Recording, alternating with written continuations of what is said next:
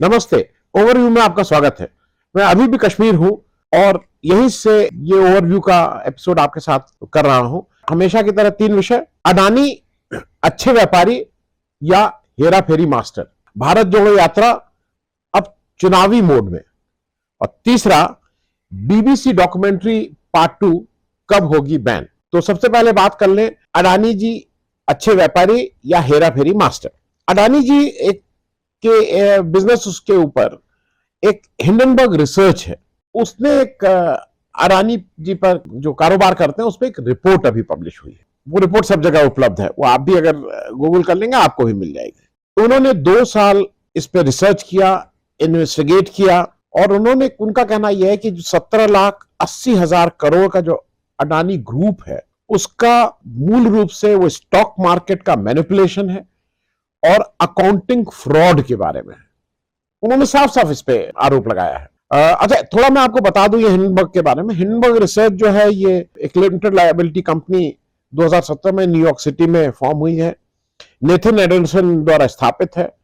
और ये जो इसका जो स्पेशलाइजेशन है, जो काम है, वो कॉर्पोरेट फ्रॉड और मैल फाइनेंसेस, जो इस तरह के कारोबार और स्टॉक मार्केट से रिलेटेड हेराफेरी होती है, उस पर ये रिसर्च करते हैं, इन्वेस्टिगेट करते हैं, फिर अपनी रिपोर्ट देते हैं। इनकी एक बहुत चर्चित रिपोर्ट थी 2020 में, एक निकोला रिपोर्ट थी।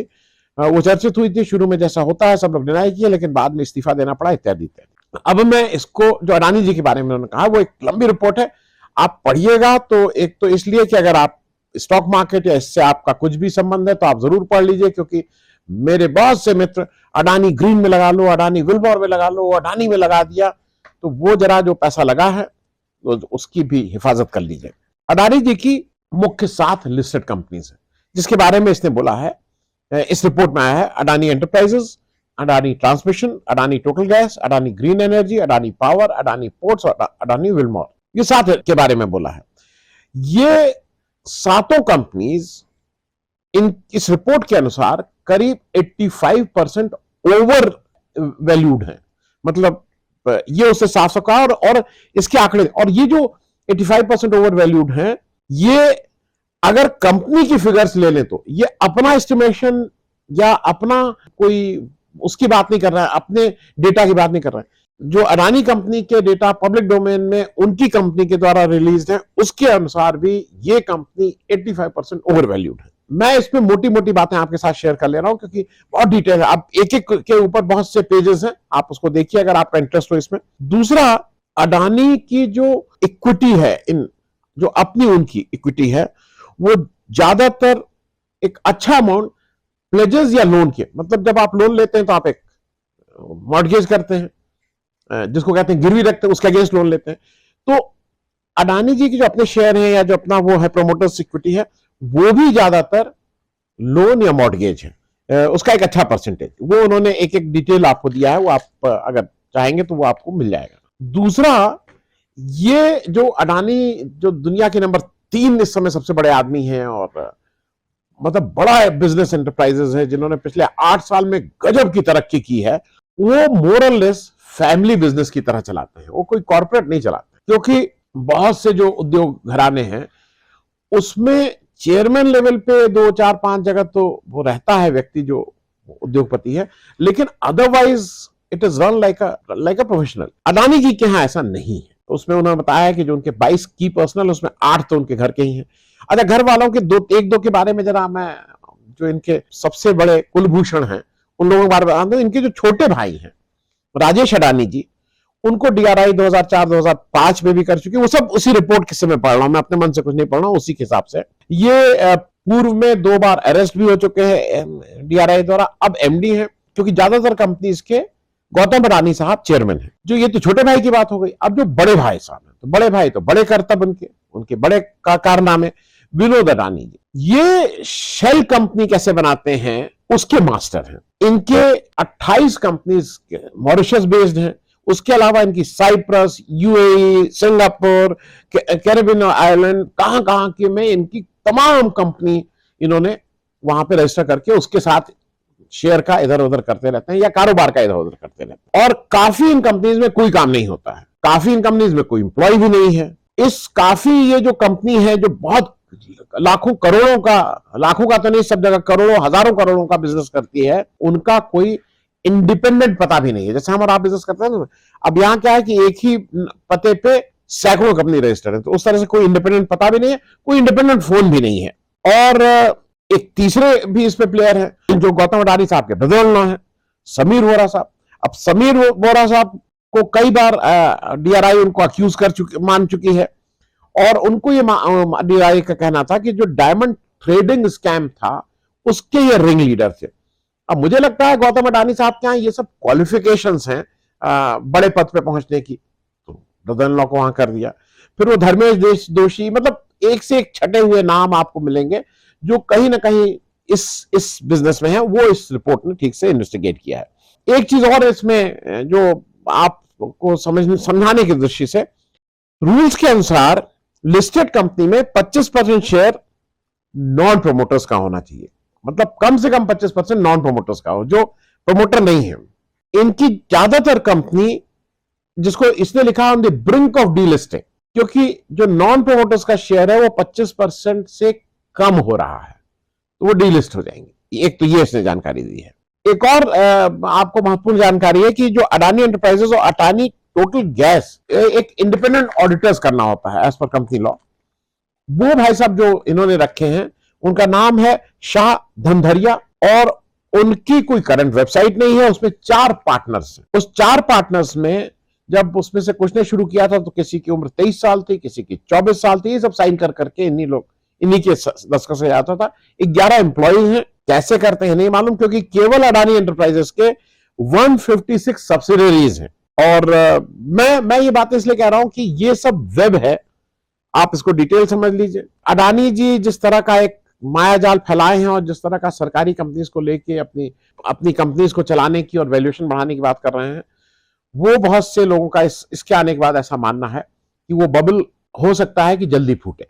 अब बात हम लोग दूसरी कर लेते हैं कि भारत जोड़ो यात्रा अब चुनावी मोड में। देखिए, भारत जोड़ो यात्रा करीब करीब अब समाप्ति की ओर है। अब तो श्रीनगर में अंतिम 30 तारीख को मीटिंग है, उस दिन झंडारोहण वो अपने कांग्रेस कार्यालय में करेंगे। मोर और लेस एक तरह से पटाक्षेप हो गया है। लेकिन आज 26 जनवरी को भारत जोड़ो यात्रा के बाद अब समझ में आ रहा है कि चुनावी चेहरा है वो अब सामने आ रहा है। अब कांग्रेस ने एक ऑल इंडिया बेसिस पे एक शुरू किया है, हाथ से हाथ जोड़ो।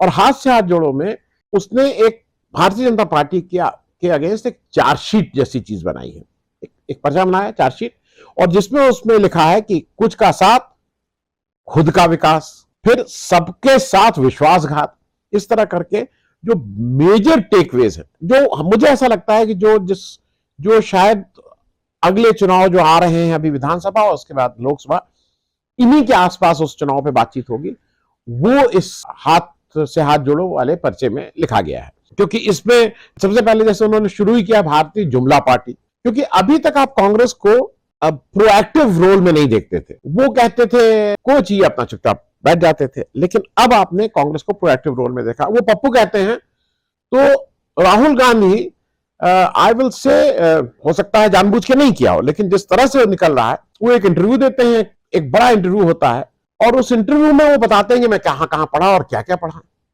अब वो एक एक डिग्री, हार्वर्ड, कैम्ब्रिज, यूएस, सबकी एक एक डिग्री और कौन कौन से सब्जेक्ट पढ़े। इनडायरेक्टली उनको जहां वार करना था वहां कर दिए हैं, क्योंकि यहां तो है मैं पढ़ा, मैं गुफा में पढ़ा, किसके साथ पढ़े ये नहीं पता, कहां पढ़े ये नहीं पता, क्या पढ़े ये नहीं पता, क्योंकि जो पढ़े वो एंटायर पॉलिटिकल साइंस पढ़े। तो उस तरह का उन्होंने कहीं ना कहीं से एक वो कर रहे हैं। अब मुद्दे क्या क्या होंगे वो मोर और लेस क्लियर होते जा रहे हैं।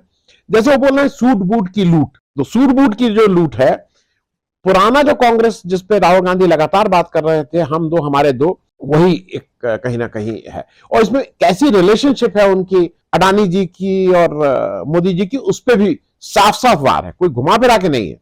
उसमें क्वेश्चन पूछा गया है कि जब मोदी जी प्राइम मिनिस्टर पद की शपथ लेने आ रहे थे तो किसके जहाज में बैठ के आए थे, ये पूछा गया है। वो घुमा फिरा के नहीं, अब वो डायरेक्ट हो रहे हैं। दूसरा, एक जैसे परिवारवाद की बात हरदम राहुल गांधी के ऊपर यह आक्षेप होता था कि गांधी परिवार, गांधी परिवार। इस बार मैं पहली बार देख रहा हूं कि कांग्रेस पलटवार कर रही है। पलटवार इन द सेंस ऑफेंसिव है। वो कह रहे हैं आप परिवारवाद, आपके पार्टी में परिवारवाद के चलते भाई भतीजे के और बेटी बेटा के 20 मंत्री हैं, 14 एमपी हैं, 31 एमएलए हैं, they have done their homework जिसको कहते हैं। और सबसे बड़ा उन्होंने जो वार किया है जिसका आंसर नहीं है किसी के पास, लोग इस पर कभी आंसर नहीं देते, वो अमित शाह जी के बेटे जो बीसीसीआई के चेयरमैन बना दिए गए उस पर भी उन्होंने प्रश्न पूछा है। दूसरा एक बात जो मुझे लग रहा है जो मुद्दे हैं उस मुद्दों में उन्होंने एक जैसे युवा और बेरोजगारी का मुद्दा बनाया, पहली बात है। महंगाई और गरीबी की बात कर रहे हैं। किसानों के साथ कैसे ट्रीटमेंट किया गया, क्या क्या किया क्या नहीं किया, यह बिल्कुल साफ है, क्योंकि हर मुद्दे के साथ वो मोदी जी की पुरानी बातें याद दिला रहे हैं। युवा बेरोजगार 2 करोड़ रोजगार देंगे, महंगाई गरीबी कैसे, हमारी सरकार आई तो पेट्रोल डीजल कैसे कम होगा और क्या क्या होगा, किसानों को कैसे जब वो धरने पे बैठे थे प्रदर्शन कर रहे थे उस आंदोलन को वापस लिया और कैसे उनको बेवकूफ बनाया। महिलाओं का अपमान भी एक है जिसमें किस तरह से जब वारदात हो जाती है उसके बाद कैसे सरकार हैंडल करती है, बीजेपी सरकार, उस पर उन्होंने वार किया है। और एक और इंटरेस्टिंग है क्योंकि जनरल ये होता है ना कि अरे बीजेपी ये गिराती है, अरे अमित शाह पहुंच जाएंगे तो किसी भी सरकार को चलने नहीं देंगे, उसको क्वांटिफाई किया है। पिछले 8 साल में 300 एमपी और एमएलए खरीदे बीजेपी ने, ये साफ साफ लिखा है, खरीदे वर्ड यूज किया है, और 7 राज्यों में सरकारें गिराई हैं। तो वो ओवरऑल लोकतंत्र के इंस्टीट्यूशन की, पॉपुलर मैंडेट की, आम आदमी जो वोट देता है उसको भी उन्होंने कहीं ना कहीं इसमें समेटा है। और फिर उन्होंने जो इसपे ये जो पर्चा है वो कह रहा है राष्ट्र का उत्थान विश्व में सम्मान। तो राष्ट्र के उत्थान में वो सारे इंडेक्सेस दिए हैं कि कैसे कैसे इंडेक्सेस में बुरी हालत हो रही है, हम लोग कैसे पिछड़ रहे हैं, जो इकोनॉमी की बात इत्यादि। और विश्व में सम्मान की जब आप बात कर रहे हैं तो चीन ने कैसे आपकी जमीन पे कब्जा कर लिया और आपका स्टैंड यह है कि नहीं ना कोई घुसा है ना कोई घुसा था इत्यादि, उस पर भी प्रश्न चिन्ह लगाए हैं।